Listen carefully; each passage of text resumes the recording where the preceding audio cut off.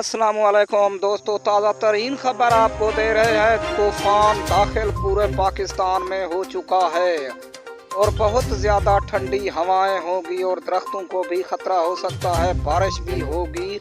5 दिन तक ये सिलसिला रहेगा पूरे पाकिस्तान में और घरों को भी ख़तरा हो सकता है, दरख्तों को भी।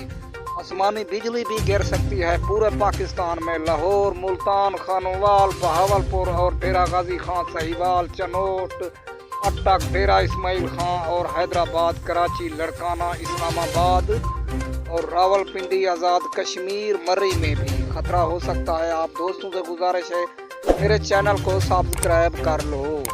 आज सिलसिला दाखिल हो चुका है बारिश का। बारिश होगी पूरे पाकिस्तान में।